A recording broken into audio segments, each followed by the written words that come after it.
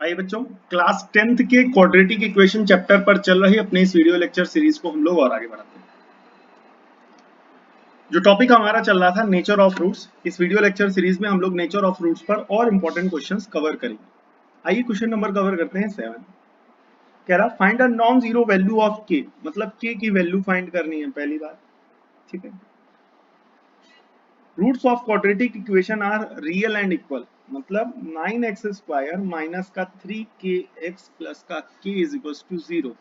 इस quadratic equation के लिए रूट्स जो हैं वो कैसे हैं, रियल हैं and equal.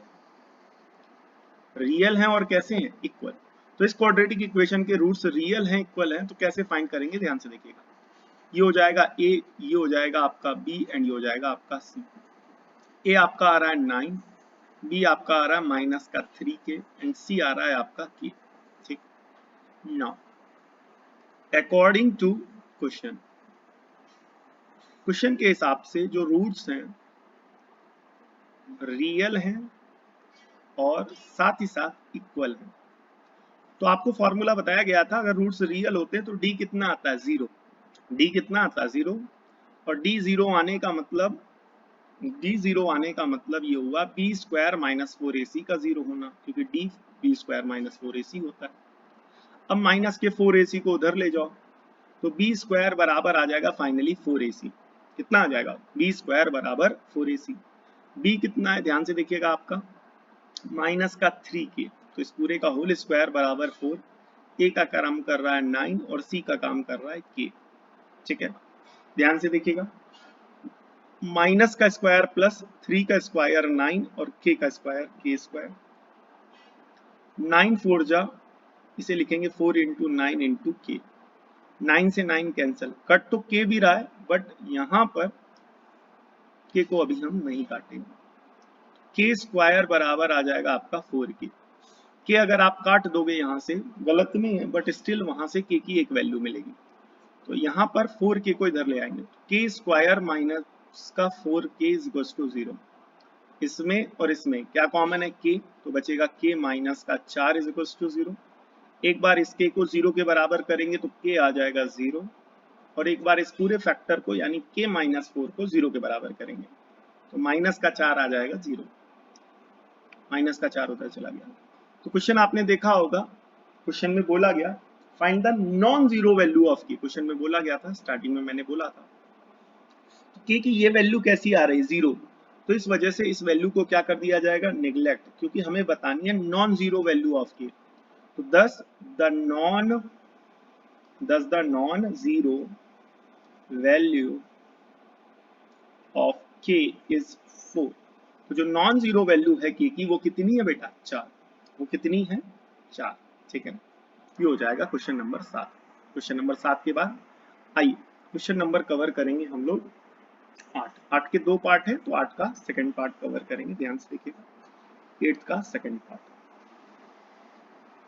Find the value of k for which x square plus k 2x plus k minus 1 plus 2 is equal to 0 has real and equal roots. जितने भी क्वेश्चन अभी चल रहे हैं वो एक ही कॉन्सेप्ट पर बेस्ड हैं, तो ध्यान से देखिएगा। यहाँ पर ये k लिख रखा है, ठीक है, 2 8 का सेकेंड पार्ट कर रहे हैं। ठीक है, एक्स स्क्वायर प्लस के ब्रैकेट में 2x प्लस के माइनस 1 प्लस का 2। ध्यान से देखिएगा बेटा यहाँ पर, तो इसको सबसे पहले k को अंदर मल्टीप्लाई कराते हैं, एक बार इससे एक बार इससे एंड एक बार इससे। तो बनेगा x square plus 2kx plus के स्क्वायर माइनस के प्लस का 2 इज इक्वल टू 0। ठीक है, तो ध्यान से देखिएगा, एक्स स्क्वायर के पहले जो कुछ भी है वो a है, x से पहले जो कुछ भी है b है, एंड जो बच गया दैट इज c। ठीक है, तो यहाँ पर a, ठीक है, कुछ नहीं दिख रहा तो क्या माना जाएगा, 1। b क्या होगा ये आप देख सकते हैं, 2k, एंड जो बच गया वो c, यानी ये पूरी value k square minus k plus का 2। 9। ठीक है, अकॉर्डिंग टू क्वेश्चन क्वेश्चन ने क्या कहा है, रूट्स रियल है और इक्वल है। तो आप सभी को पता है रूट्स रियल और इक्वल होने पे डी की वैल्यू कितनी हो जाती है, जीरो। डी की वैल्यू कितनी हो जाती है, जीरो। तो डी की वैल्यू हमारी हो गई जीरो। ठीक है, डी की वैल्यू हमारी जीरो हो गई। आइए और आगे बढ़ाते हैं, ध्यान से देखेंगे, डी की वैल्यू जीरो हो गई। अब यहाँ पर डी जब जीरो हो गया, तो डी जब जीरो हो गया तो डी कितना बना, बनाइए, डी हमारा जीरो हो गया। अब आप सभी को पता है डी कितना है, डी है हमारा बी स्क्वायर माइनस फोर ए सी, ये पूरा जीरो हो जाएगा, बी स्क्वायर माइनस फोर ए सी। आप यहाँ देख सकते हैं बी कितना है, बी कितना है आपका, बी है आपका 2k। तो ये बनेगा 2k का होल स्क्वायर माइनस फोर, ए का काम कर रहा है 1 और सी का काम कर रहा है k स्क्वायर माइनस का k प्लस का 2 इज इक्वल टू 0। तो यहाँ 2 का स्क्वायर 4 और k का स्क्वायर k स्क्वायर, 4 1 जा 4, साथ में k स्क्वायर माइनस का k प्लस का 2 इज इक्वल टू 0। ठीक है, ध्यान से देखिएगा आगे, ये पूरा टर्म माइनस का है, उधर ले जाएंगे तो ये बनेगा 4k स्क्वायर बराबर 4 ब्रैकेट में k स्क्वायर माइनस का k प्लस का 2, 4 से 4 कैंसिल, k स्क्वायर बराबर k square minus k plus का 2, k स्क्वायर से k स्क्वायर कैंसिल, बचेगा 0, माइनस का k प्लस का 2, माइनस का k उधर आ जाएगा तो प्लस का k और उधर आ जाएगा 2। तो यहाँ से हमारी k की वैल्यू आ गई बेटा 2। ठीक है, k की वैल्यू कितनी आ गई, 2। This is your answer. आइए आंसर भी मैच करते चलते हैं। क्वेश्चन नंबर 8 का सेकंड पार्ट है और 8 का सेकंड पार्ट आंसर k की वैल्यू 2 आ रही है। ठीक है, आइए क्वेश्चन नंबर 9 कवर करते हैं। For what value of p, ठीक है, ध्यान से देखिएगा, 2p plus 1 x square minus 7p plus 2 x plus 7p minus 3 is equal to 0।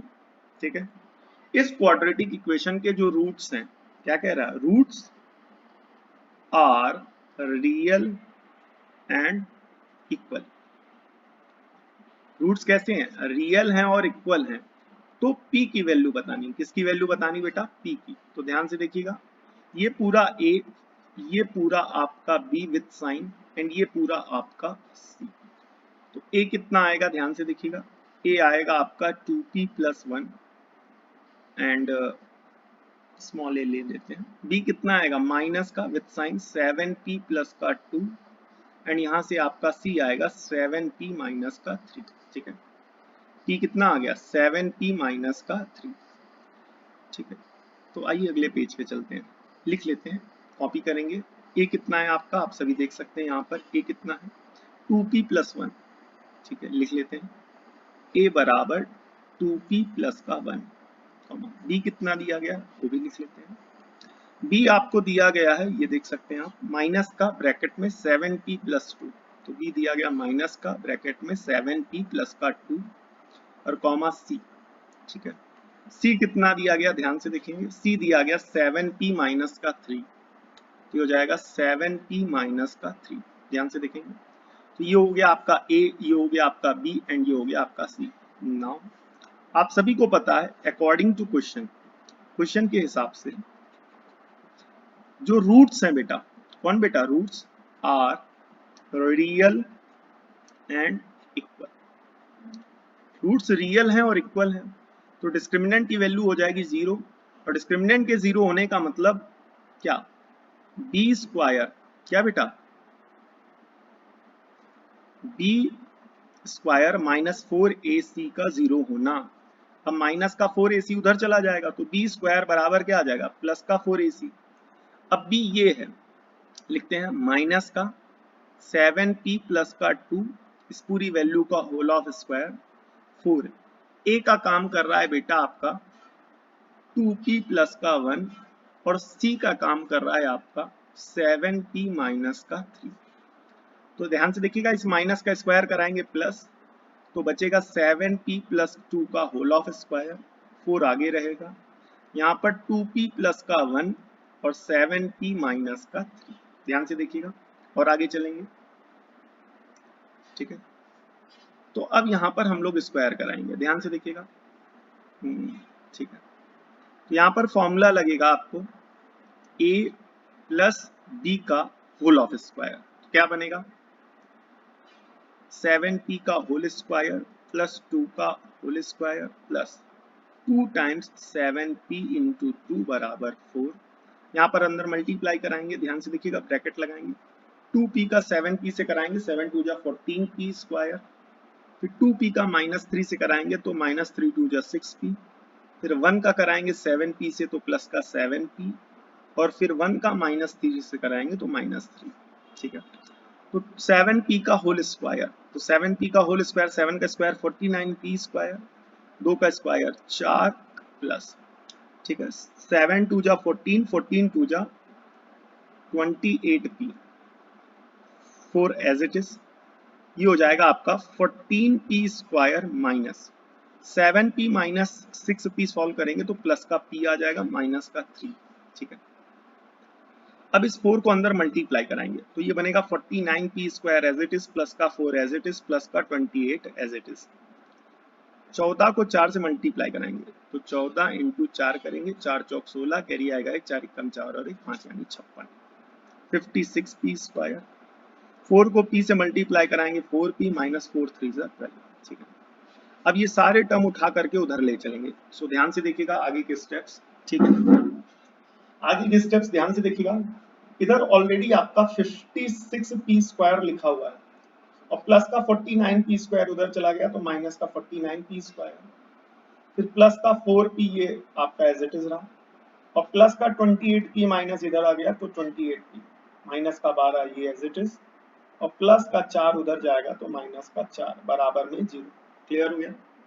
56p square में 49p स्क्वायर जब आप माइनस करेंगे तो ये आपका आ जाएगा 50 6 7 7p square, 4p minus 28p तो माइनस का 24p हो जाएगा, माइनस का 12 4 16 बराबर में 0। ठीक है, ये हो गया, क्योंकि माइनस माइनस प्लस हो गया। ये कैलकुलेशन के बेसिक स्टेप से इतना तो आपने आना चाहिए। अब क्या करना है, मिडिल टर्म स्प्लिटिंग से सॉल्व करना है। इस 7 को 16 से मल्टीप्लाई कराएंगे तो 7 इंटू कितना हो जाएगा 16, तो 7 इंटू 16 को क्या लिख सकते हैं 2 इंटू 2 इंटू 2 इंटू 2 लिख सकते कि नहीं। अब इन फैक्टर्स को ऐसा अरेंज करना है कि इनका सम कितना बने, माइनस का 24 बने। ठीक है, माइनस का 24, तो 7 2 जा 14, 14 2 जा 28 और 2 2 जा 4। अब आप सभी को पता है 28 में जब 4 माइनस करोगे तो 24 आ जाएगा, लेकिन ये कैसा आना चाहिए माइनस का, इसलिए 28 को बड़ा माइनस रखो और इसको प्लस रखो, तभी तो प्लस माइनस माइनस साइन बड़े वाले का। ओवरऑल दूसरी इंपॉर्टेंट बात यहाँ पर ये है कि इस पर बेस काफी सारे इंपॉर्टेंट क्वेश्चन पीछे की एक्सरसाइज में करा चुके हैं, तो आई होप इतना आपको आना चाहिए। तो यहाँ पर आप इसे क्या लिखेंगे, 7p स्क्वायर माइनस का 28p प्लस का 4p माइनस का 16 बराबर में क्या हो जाएगा 0। इसमें और इसमें क्या कॉमन है 7p, तो बचेगा p माइनस का 4 प्लस का, इसमें और इसमें क्या कॉमन है 4, तो बचेगा p माइनस का 4 इज इक्वल टू 0। इन दोनों में क्या कॉमन है p माइनस का 4। अब यहाँ क्या बचेगा 7p प्लस का 4 इज इक्वल टू 0। ध्यान से देखिएगा आगे कैलकुलेशन, एक बार इसको 0 के बराबर करेंगे एंड एक बार इसको 0 के बराबर करेंगे। So p minus 4 is equal to 0 and अगला है 7p प्लस का 4 इज इक्वल टू 0। तो 7p प्लस का 4 उधर जाएगा माइनस का 4 एंड माइनस का 4 बटा 7, माइनस का 4 उधर जाएगा तो प्लस का 4, तो p की एक वैल्यू ये आ गई और p की एक वैल्यू ये आ गई। आइए आंसर भी मैच करते चलते हैं। ये आई होप 8th का सेकंड पार्ट था कि 9th था, हाँ क्वेश्चन नंबर 9 था। क्वेश्चन नंबर 9 का p का एक आंसर आ रहा है 4, ठीक है, ओके मैच हो रहा है, एंड एक आंसर आ रहा है माइनस का 4 बटा 7। ठीक है, तो आपने देखा यहाँ पर p की दोनों वैल्यूज आपकी मैच हो रही हैं। ठीक है, ये सारे क्वेश्चन इंपॉर्टेंट है और ये वाला क्वेश्चन इंपॉर्टेंट है, ये भी मैं बता रहा हूँ क्यों इंपॉर्टेंट है। ठीक है, पहली बात, आपने जब इस एक्सप्रेशन को सॉल्व किया, बनाया, सिंप्लीफाई किया, तो ये जो क्वाड्रेटिक इक्वेशन बनी, ठीक है, और दूसरी बात यहाँ पर बोले क्या रूट्स रियल हैं तो d 0 होगा। यहाँ पर टीचर ने बेसिकली आपसे कितने कॉन्सेप्ट उस चैप्टर के पूछ लिए, 2, कि बोले क्या रूट्स रियल इक्वल होंगे तो d 0 होगा, और दूसरा इस क्वाड्रेटिक इक्वेशन को मिडिल टर्म स्प्लिटिंग मेथड से सॉल्व करना। तो आपने यहाँ पर टीचर को कितने कॉन्सेप्ट बताए, 2 कॉन्सेप्ट बताए। पहला रियल इक्वल होने पे d 0 होता है, और दूसरा कॉन्सेप्ट आपने टीचर को ये बताया या टीचर ने आपसे पूछा एंड आपने क्वेश्चन को सॉल्व किया तो आपने टीचर को बताया कि बोले क्या क्वाड्रेटिक इक्वेशन को मिडिल टर्म स्प्लिटिंग मेथड से कैसे सॉल्व करते हैं। ठीक है, ये दोनों चीजें टीचर को स्पेसिफाई हो गई, इसलिए ये क्वेश्चन ओवरऑल बनता है 4 मार्क्स का, 2 मार्क्स का इस बेसिस पर क्योंकि उसमें क्वाड्रेटिक आपने सॉल्व करी है, एंड 2 मार्क्स का इस बेसिस पर बोले क्या D0 होता है। तो 2 + 2 टोटल 4, क्वेश्चन एक ही पूछा गया बट उसमें आपसे 2 कॉन्सेप्ट अलग अलग पूछ लिए गए, तो टोटल ये बना 4 मार्क्स का क्वेश्चन और ये हो गया इंपॉर्टेंट। टीचर ज्यादातर पेपर में ऐसे ही क्वेश्चंस देते हैं, क्यों देते हैं, बिकॉज क्वेश्चन एक देंगे बट उससे क्या होगा, उस चैप्टर के कई सारे कॉन्सेप्ट्स लगा करके जब उस क्वेश्चन को सॉल्व किया जाएगा तो कई सारे कॉन्सेप्ट्स की टीचर एक ही क्वेश्चन में टेस्ट कर लेंगे कि बोले क्या बच्चे को आता है कि नहीं, एंड आंसर मैच हो रहा तो मतलब उस क्वेश्चन में लगने वाले जो ज्यादातर कॉन्सेप्ट्स हैं, 2-3 कॉन्सेप्ट्स जो इस चैप्टर में लगे हैं वो सब बच्चे को आते हैं, तभी तो बच्चे का आंसर मैच हो रहा है ना। तो इस वजह से ऐसे जितने भी क्वेश्चंस हैं सारे इंपॉर्टेंट हैं। ठीक है, और क्वेश्चंस को नोट करने के बाद वापस क्वेश्चन को खुद सॉल्व करिए। एक बहुत इंपॉर्टेंट सजेशन है, आप पढ़ ही रहे हो, आप वीडियो को देख ही रहे हो, आप सॉल्यूशन कर ही रहे हो, तो छापाई मत करो। आप चाहे वीडियो हमसे पढ़ो, कहीं से पढ़ो, स्कूल में पढ़ो, कोचिंग पढ़ो, कहीं भी पढ़ो, बच्चों को इंपॉर्टेंट सजेशन देना चाहूंगा, बच्चे छपाई मत करें। क्वेश्चन समझ में आ गया, क्वेश्चन नोट करिए, उसको दोबारा खुद लगाइए। ठीक है, आप छपाई करोगे मान के चलो 5 मिनट में होगा, लेकिन अगर खुद से लगाओगे तो कितने मिनट में होगा, 7 मिनट में लगेगा, बट 2 मिनट में आपका खुद दिमाग चीजों को जब करेगा तो वो जो एक्सपीरियंस करेगा उससे जो क्वेश्चंस होंगे वो आपके ज्यादा समझ में आएंगे। ठीक है, अगर आपके पास कोई सजेशन है, कोई क्वेरी है तो आप हमें व्हाट्सएप कर सकते हैं, जिसका व्हाट्सएप नंबर हमारा इस वीडियो के डिस्क्रिप्शन में और चैनल के डिस्क्रिप्शन में दिया गया है। और आप चाहें तो अगर आपके पास कोई पर्सनल डाउट है तो आप हमें व्हाट्सएप कर सकते हैं उसके लिए भी। ठीक है, बहुत जल्द हम लोग अपना क्लास 10th का एक व्हाट्सएप चैनल भी लॉन्च करने वाले हैं, जिसे जल्दी से लॉन्च करेंगे तो आप लोग उस पर भी ज्वाइन हो जाएगा, तो जो इंपॉर्टेंट वीडियो की नोटिफिकेशन आप सभी को जल्दी से मिलने लगेगी। ठीक है, मिलते हैं नेक्स्ट वीडियो लेक्चर सीरीज में, तब तक के लिए जय हिंद। कमेंट करके जरूर बताएं वीडियो कैसा लगा।